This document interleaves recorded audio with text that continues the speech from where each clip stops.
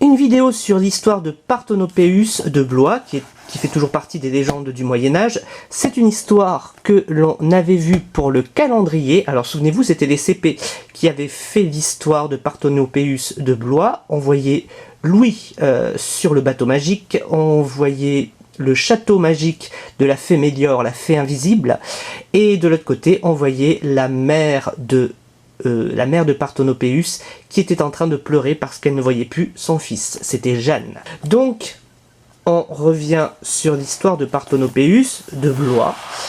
Donc, ici, on voit Parthenopéus qui est en train de chasser un sanglier avec d'autres personnes. Et pour pouvoir attraper ce sanglier, il va aller très très loin, beaucoup trop loin. Et donc il va finir par se perdre et se retrouver tout seul dans la forêt alors que la nuit est en train de tomber.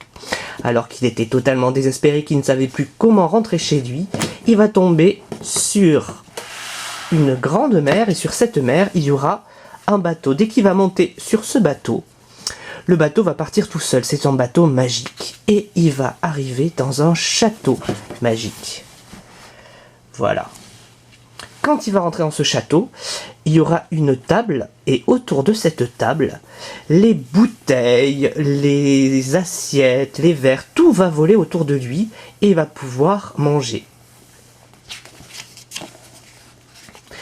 En fait, tout ça était en train de voler autour de lui, car il y avait une fée.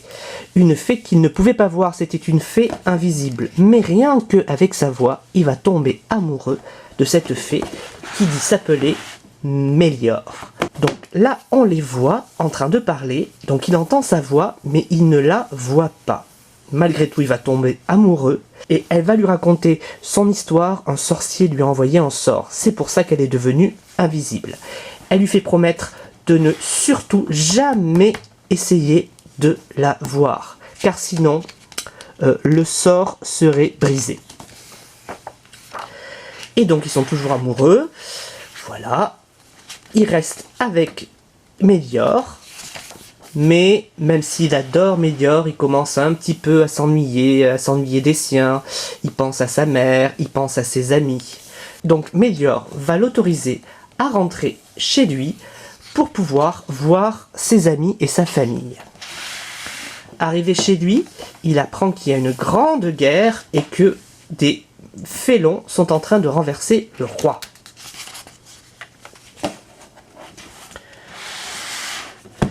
Donc il va partir à la guerre, mais avant ça il va revoir sa mère qui est folle de bonheur à l'idée de revoir son fils. Et il va partir à la guerre et il va gagner cette guerre pour le roi. La mère de Parthenopéus a alors un plan pour éviter que Parthenopéus reparte avec cette fée invisible. Elle va demander au roi, qui est aussi l'ami de Parthenopéus, de lui présenter sa nièce pour qu'il puisse tomber amoureux et qu'il ne reparte pas dans le château magique de Méliore.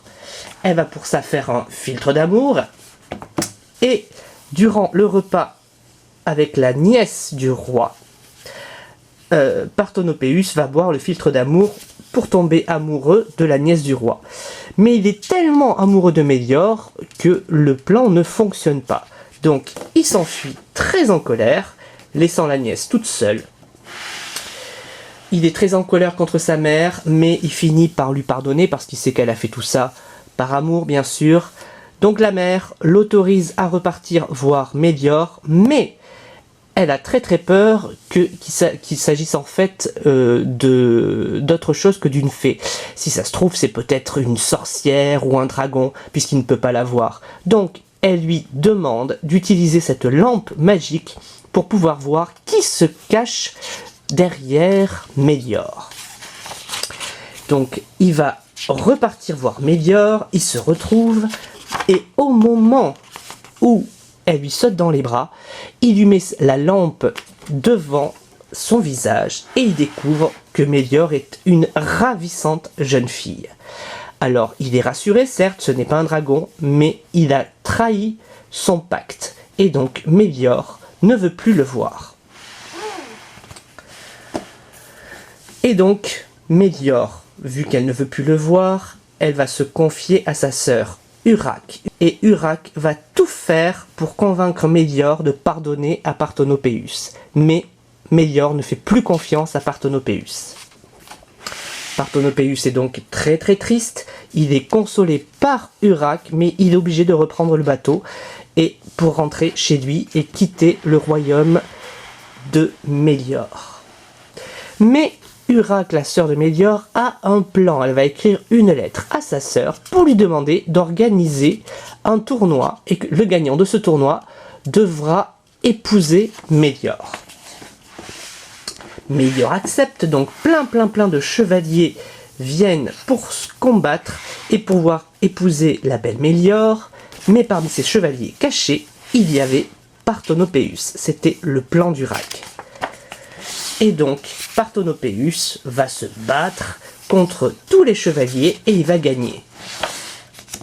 Et là, enfin, il va pouvoir retrouver Mélior qui le reconnaît et qui lui pardonne. Et ils finissent par se marier. Et voilà pour l'histoire de Parthenopéus de Blois.